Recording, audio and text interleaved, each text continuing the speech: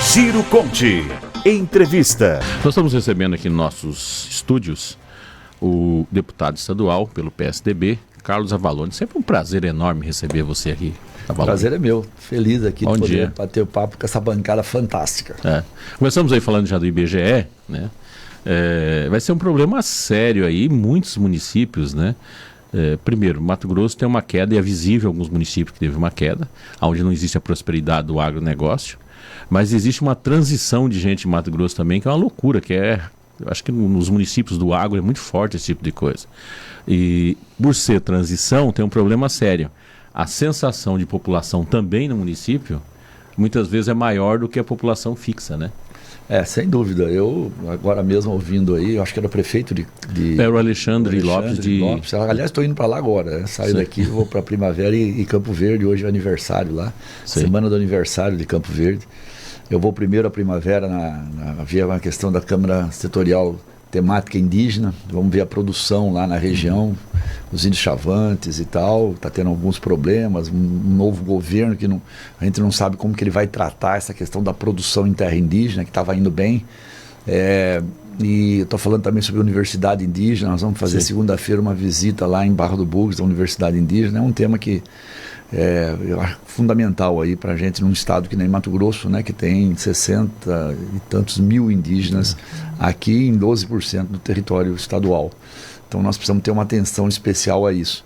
Mas lá Campo Verde, com certeza, aumentar 500 pessoas em 10 anos, com certeza houve algum erro. Eu vejo até pelo meu prédio, eu estava comentando aqui. O prédio que eu moro, que são 9 apartamentos, né, um prédio pequeno, com poucos participantes.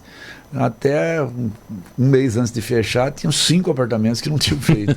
Inclusive o meu, que não me encontrava em casa e tal. Aí eu liguei para a menina do IBGE, recebi uma cobrança dura. O IBGE mandou cobranças fortes assim e tal. E aí fiz o ressarcimento, outros fizeram. Mas eu acredito que lá ainda é capaz de ter faltado dois apartamentos ainda. É bastante complexo isso. Eu falei sobre uma medida do Senado, é o projeto de lei complementar 139 de 2022, que prevê redução gradativa de 10% ao ano, nos próximos 10 anos, os repasses do FPM interior para 864 municípios. E ligando o IBGE, questão do desenvolvimento do Brasil, né? Aqui em Mato Grosso, uma loucura o que modificou a cidade, teve uma alteração. Ontem, não sei se o deputado já teve acesso a isso, porque foi à noite e orcei tirar da primeira página, tinha uma matéria enorme no UOL, né, sobre a questão da Ferrogrão. Foi uma das coisas mais loucas que eu vi até hoje, né? A matéria, ela faltou colocar o título assim, né? Nós não aceitamos fazer ferrovias que não venha para o Porto de Santos ou de Paranaguá. Foi um absurdo, foi um ataque ao Centro-Oeste. Uma coisa assim, sem tamanho. Mas eu acho que houve questionamento. Porque a matéria, assim, ela tomava a primeira página do UOL enorme, né? Isso por volta das 10, 11 da noite. E o Orcedo já amanheceu lá embaixo.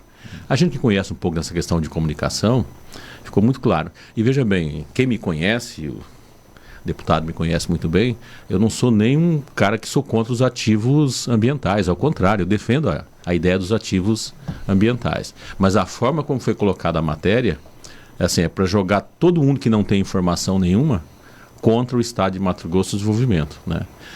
E lá na altura ele cita mesmo, existe as outras ferrovias, usa essa aqui, ela tem que chegar em Santos. O produto tem que ir para Santos, ela não pode ir para o outro lado. Isso aí é política portuária, não é outra coisa, né? E é um absurdo isso, João Edson e bancada, porque na realidade, se você for pensar, uma ferrovia, ela causa menos impacto que uma rodovia. Né? Essa ferrovia Ferrogrão, ela vai transportar só grão. Então ela sai de um ponto, não para em lugar nenhum, vai até o porto e descarrega, ou leva até o porto e descarrega lá. Sem parar em lugar nenhum. O caminhão não. O caminhão, se a gente levar toda essa produção para o caminhão, as cidades em torno da rodovia eles crescem, ampliam, as pessoas derrubam, as pessoas avançam. Por que os ambientalistas são usados para que ela não aconteça? Se ela favorece, porque a produção vai subir para lá. É uma questão natural, a pressão é muito forte. Então nós temos que procurar o menor impacto. E sem dúvida uma ferrovia é um menor impacto. Inclusive com tudo, na questão da emissão de carbono, né? Sim.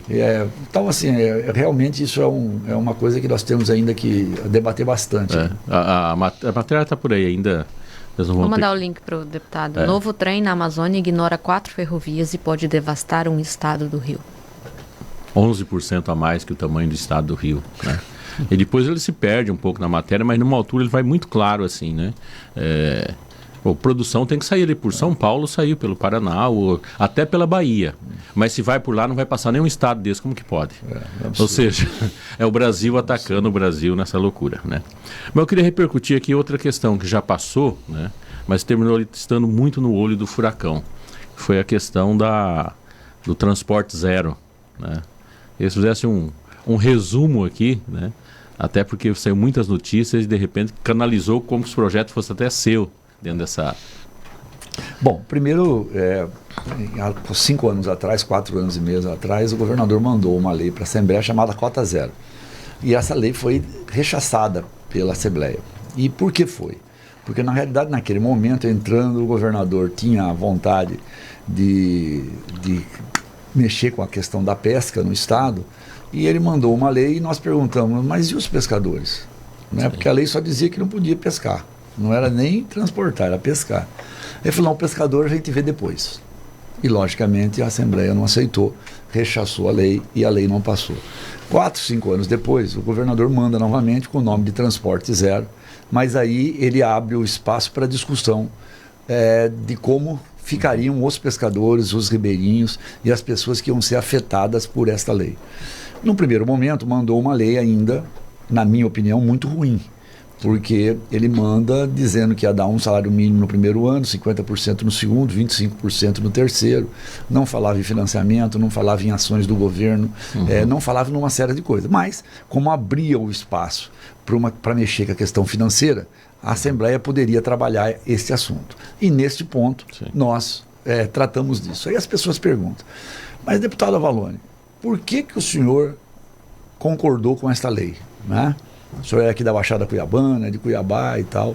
Primeiro eu queria dizer, João Edson, que em 1996 eu tentei aprovar essa lei. Sim. Em 96. E naquela época não precisava ser por lei, era pelo CONSEMA. Eu conversei com o então governador Dani de Oliveira, o governador que era um pantaneiro convicto, vivíamos pescando inclusive no Pantanal e tal. O fio terra dele, quando ele precisava dar uma acalmada, ele combinava, ia para algum lugar no Pantanal e a gente pescava ali um pouco, ou ele ia sozinho, ele e a Thelma e tal, e ele falou, não, vamos trabalhar isso.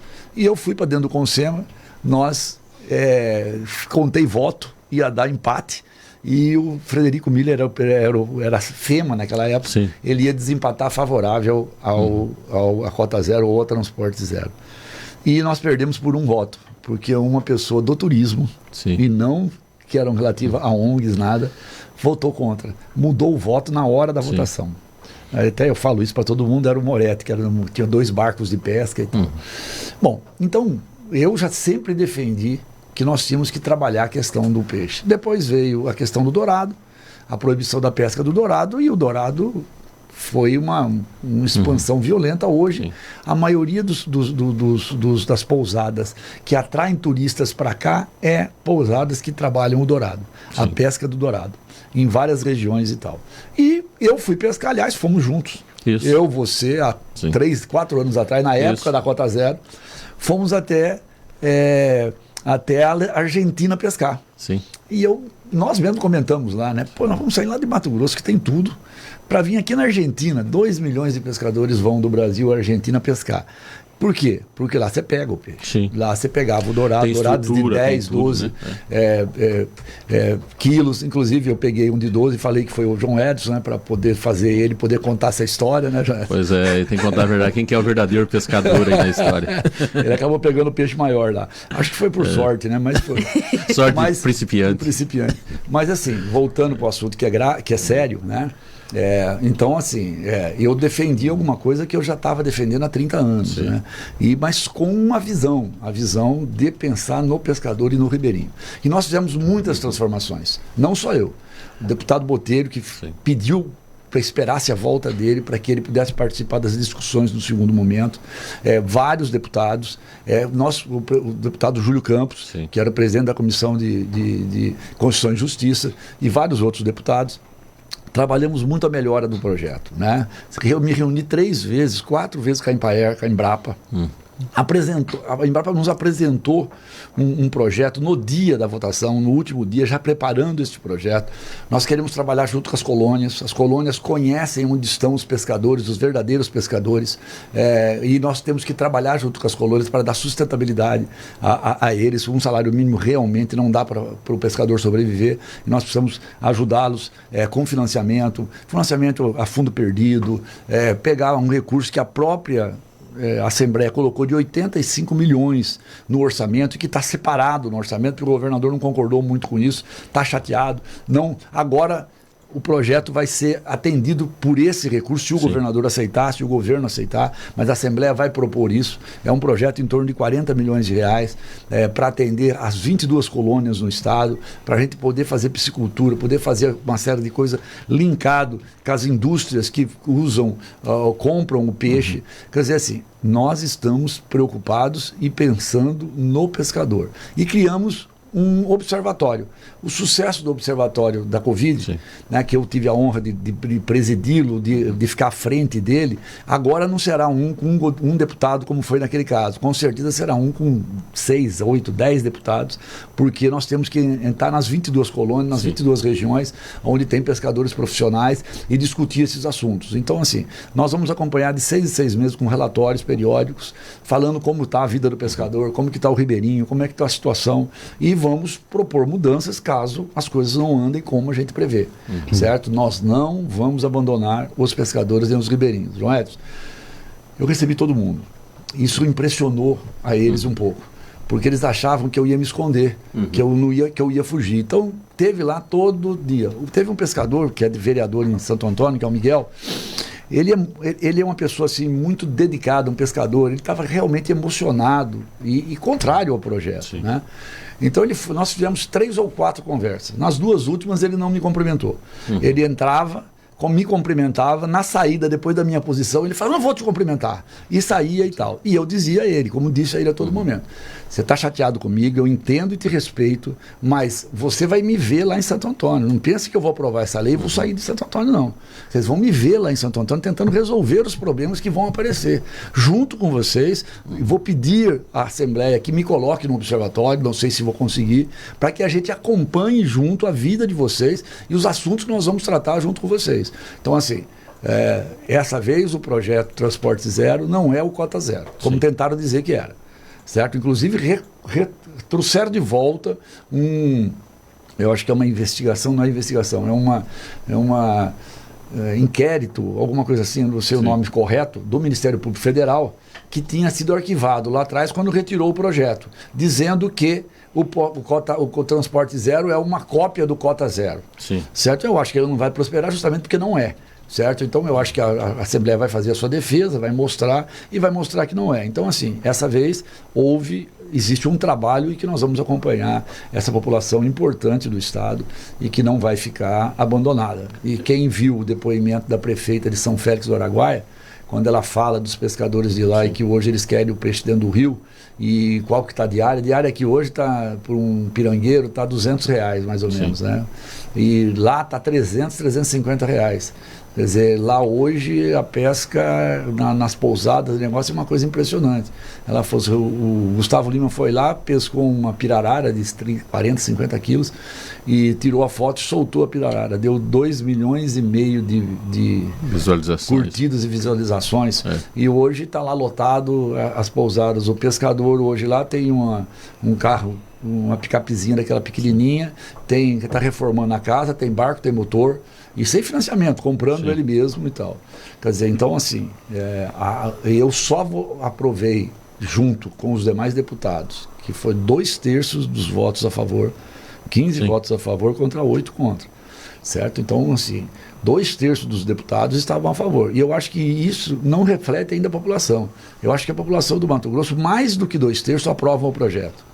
Não em Santo Antônio, não em Barão. Lá, sim, 90% da população deve ser contra mesmo, pelo que eu senti, certo? Mas o resto da população do estado, ela tem um sentimento de que era necessário uma medida e que é bom deixar claro, nós não achamos que o pescador é o culpado por tudo, pela falta de peixe no rio, não. Não o pescador. Mas o não pescar e dar esse tempo ao rio vai ajudar para que a gente possa ter um rio com melhores condições. E uma das questões que a gente teve lá na Argentina junto, a gente viu, é a questão de você ter realmente empresas que você emprega pessoas de forma formal, né? É um conjunto de trabalho em torno daquilo, que não é só o cara que vai lá e pesca, né? E a gente tem o prazer de ir no local daquele ser muito bem atendido. Muito. Né? Aqui não. Agora nós somos atendidos por um várzea grandense. Exato. Você lembra disso? Lembro. O cara que controlava, coordenava tudo lá era de várzea grande. Já estava lá mais de 20 anos. Daqui para a Argentina para ser controlado por várzea grandense. Era uma espécie de um croupier, né? Ele cuidava de tudo outra coisa. Se precisava de alguma coisa, era ele que fazia. Olha, eu não comprei, eu tô faltando uma faca para pescaria, ele ia lá e arrumava a faca. Tá faltando não sei o que, ele ia lá e arrumava. Orientação, melhor colete é isso aqui, melhor linha é isso aqui, tá? Tudo que precisava, ele estava precisava ir lá perto de Correntes, né? Uma cidade assim, muito interessante para visitar. Era 15 quilômetros de lá. 15 quilômetros. Não, você pode ir no restaurante e tal, no cassino tal. Quer dizer, então, assim, é uma coisa muito interessante tudo isso e que é importante para a gente colocar. João Edson, no sábado, a votação final foi na quarta. Sim. No sábado, todo mundo falando, Valon, você não pode andar na beira do rio, tá todo mundo não sei o quê. Eu fui pescar. Fui lá, desci, fui lá na Ilha Camargo, peguei um barco e fiquei pescando lá a manhã inteira. Não peguei nada. Peguei um barbado e peguei 5 piranhas. 3 horas depois de pescaria, na parte da manhã, sim, eu falei, quer saber de uma coisa? Não vou pescar mais, não estou pegando nada mesmo, deixa eu ir conversar com os ribeirinhos, conversar com os pescadores. Aí tinha um pirangueiro junto comigo, eu falei, você mora onde? Ele falou, eu moro ali no Aterradinho. Aí nós falamos, falei, posso ir na sua casa lá? Quero bater um papo com você, seu pai, sua mãe. Meu pai é o que está no outro barco, nós estávamos em 2 barcos. Eu falei, tá bom, então vamos lá. Aí sentei com eles lá. Ele tem 20 anos. A mãe dele tem 33. A mãe dele teve ele com 13 anos. E tem 8 irmãos. Ele já casado, uma moça de Corumbá, já com um filhinho, uma filhinha pequena. E eu sentei todos lá, só tinham 2 irmãos que não estavam. Mora na beira do rio, descendente dos índios Guatós. E eu passei lá 40 minutos batendo papo. Falei, bom, como que vocês sobrevivem aqui? E aí eles começaram a contar. Primeiro ela, a mãe, sim, e depois ele. Ela pega a isca viva. Nós mantivemos a isca, sim, viva, que foi até apelidado de emenda Nilma Silva, né? Lá na Assembleia, pelas pessoas. Mas, assim, a isca viva foi mantida e ela vive também pegando isca, pegando a tuvira. Sim. Mostrou como que é a armadilha da tuvira, que eu não conhecia. Um cupim, pega o cupim. Ele tem os cupim vivos, né? Ficam mexendo, sim, coloca dentro de uma armadilha, coloca lá, arruma, ela pega de 70 a 200 tuviras por vez que coloca a armadilha de um dia para o outro e vende, sim, a 1,50, de 1 a 1,50 para o turismo, para os barcos de pesca, sim, e para as pousadas. Então aí já vai dar 350, 400 reais. Se ela fizer isso 5 vezes no mês, que pode fazer mais, você já vê o que lá consegue, exato, vencer. Ele, pirangueiro, nós estávamos pagando para ele R$200 a diária. Ele falou que ia de 150 a 200 reais. E eu perguntei, quantas diárias você faz? Ele falou assim, no mínimo 15 a 20 por mês. Sim. Então ele arrecada de 3 mil a 4 mil reais. Vamos pôr 3 mil reais. O pai dele a mesma coisa.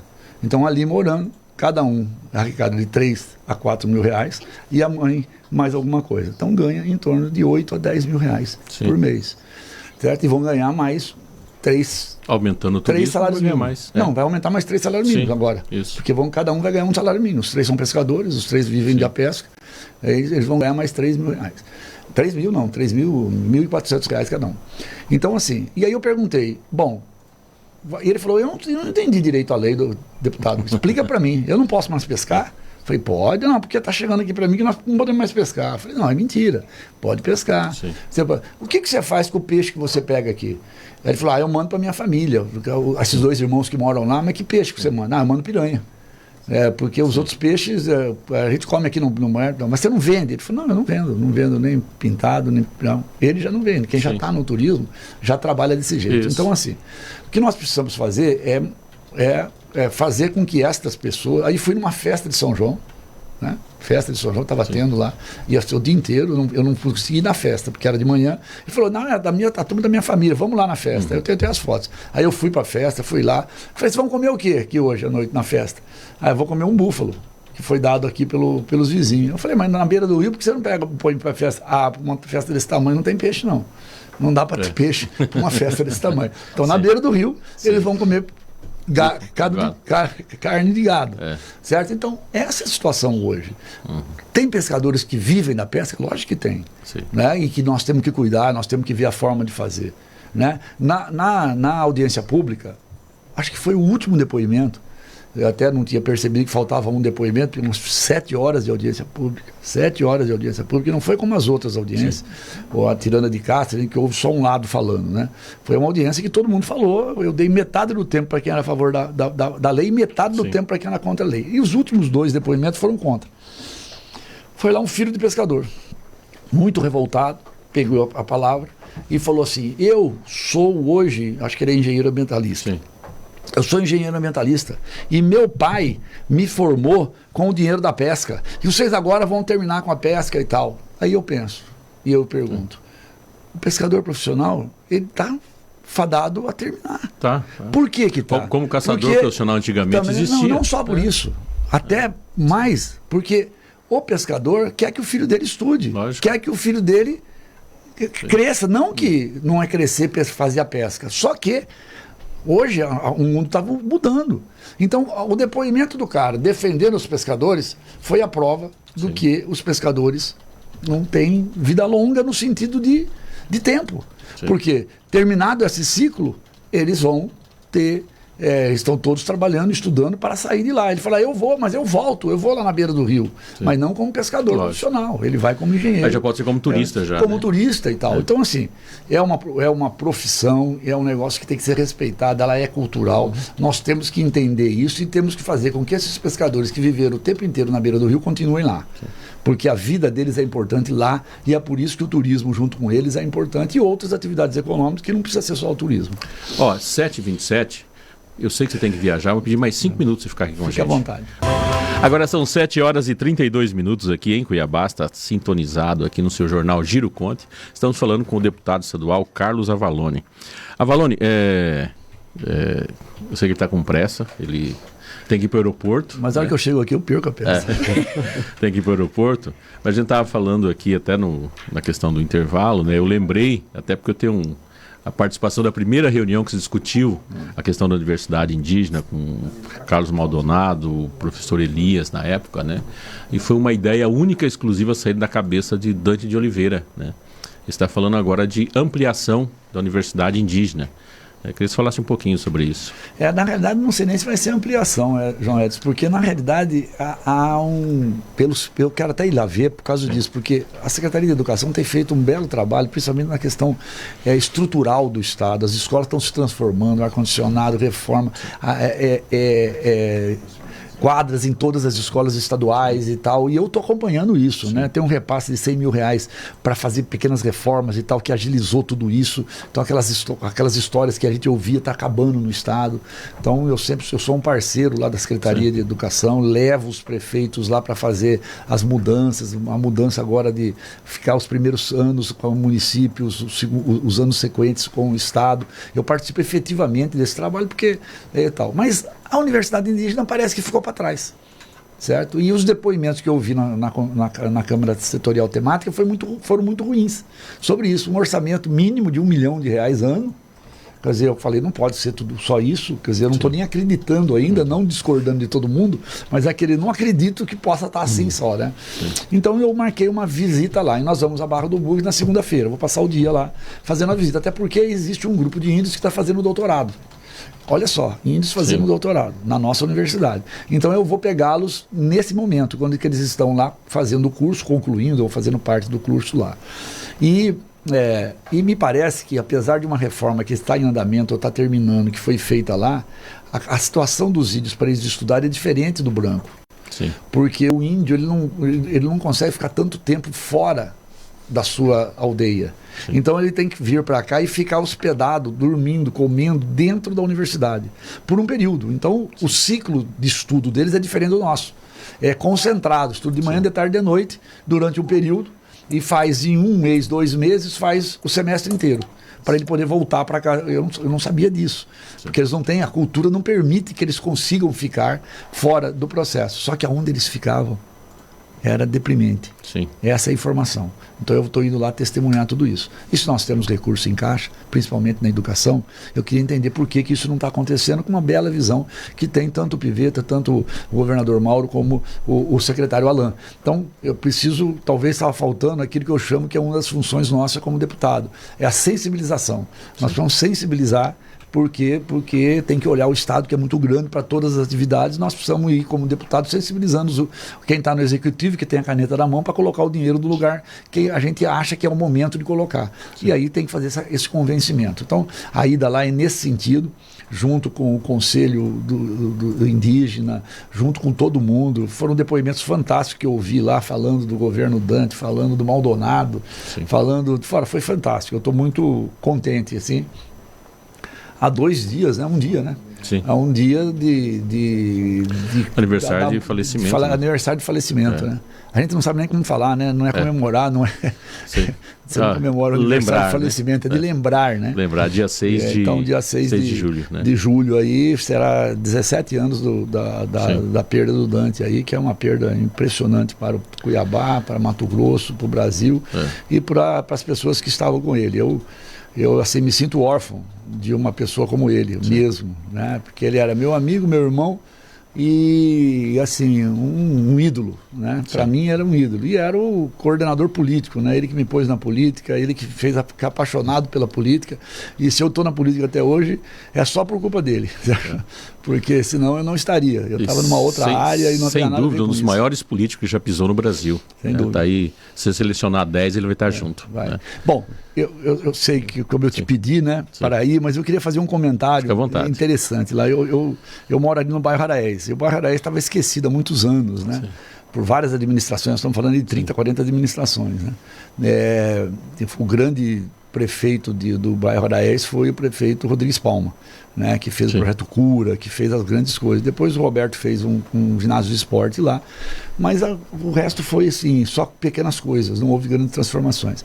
E a Maria, a minha esposa, que é vereadora, né, ela tem trabalhado muito lá, e é vice-presidente do bairro também, tem trabalhado bastante. E domingo eu fui na missa lá, eu e ela, ali na Nossa Senhora de Fátima, e depois eu convidei o vice-prefeito Estopa para ir num lugar que tem a Jéssica, que é uma moradora, que está numa rua que é sempre esquecida, ali do bairro Araés, ao lado do Córrego do Sargento, e apesar de lá estar precisando fazer grandes transformações, a nosso pedido, né, pedido da vereadora Maria, o Estopa, a prefeitura, o Emanuel fizeram o asfalto ali, recuperaram o asfalto, e eu convidei ele para ir tomar o café da manhã lá.